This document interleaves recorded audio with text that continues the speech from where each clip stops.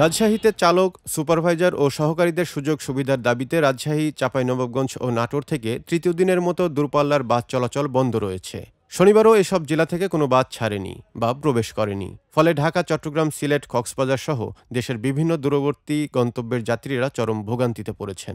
এটার জন্য আমরা চরম দুর্ভোগে আছি, কারণ আমরা তো কোনো ইনফরমেশন পাচ্ছি না এবং বাস কাউন্টার থেকে বা বাস কোম্পানি থেকে আমাদেরকে কোনো ইনফরমেশন আগে দেয়নি এবং টিকিট ব্যাক দিবে এরকম কোনো কিছু বলে নেই।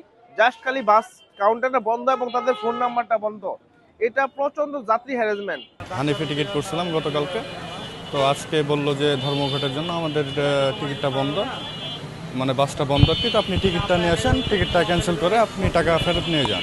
একটাতে আমাদের রিয়াসুর টিকিট কাটা ছিল, সেখান থেকে হঠাৎ করে জানাইলো যে বাস বন্ধ হয়ে গেছে, যার জন্য একটা তো বিভ্রান্তি। মালিকপক্ষের দাবি, বৃহস্পতিবার রাত 10টা থেকে তারা দূরপাল্লার বাস চলাচল বন্ধ রেখেছেন। কারণ শ্রমিকদের বেতন ভাতা বৃদ্ধি হলেও তারা আবার নতুন দাবি তুলেছেন। শ্রমিকরা যত্রতত্র যাত্রী তোলার সুযোগ ও অতিরিক্ত খোরাকি ভাতার দাবি জানালে মালিকরা প্রতিবাদ স্বরূপ বাস বন্ধের সিদ্ধান্ত নেন। বর্তমানে একতা ট্রান্সপোর্ট ও লোকাল বাস ছাড়া অন্যান্য সব দূরপাল্লার পরিবহন চলাচল বন্ধ রয়েছে। বাংলাদেশ বাস ট্রাক ওনার্স অ্যাসোসিয়েশনের সভাপতি বজলুর রহমান রতন বলেন, চলতি মাসেই বেতন ভাতা বৃদ্ধির দাবিতে শ্রমিকেরা 2 দফা বাস বন্ধ করেছিলেন। গত মঙ্গলবার ঢাকায় বৈঠক করে সমঝোতার পর বাস চালু হয়েছিল, কিন্তু নতুন করে শ্রমিকরা অযৌক্তিক দাবি তুলেছে। শ্রমিকদের দাবির মধ্যে রয়েছে, যাত্রাবিরতির সময় খাবারের হোটেলে বিল কোম্পানিকে বহন করতে হবে, ডিউটি 24 ঘন্টা হলে খোরাকি দিতে হবে, এসি কোচের টিকিট বিক্রির ক্ষেত্রে বিশেষ সুবিধা দিতে হবে, অতিরিক্ত যাত্রী ওঠালে ইউনিয়নকে জানিয়ে জরিমানা করার সুযোগ থাকতে হবে। একই সঙ্গে রাজশাহীর ট্রিপ হলেও চাঁপাইনবাবগঞ্জের বেতন দিতে হবে।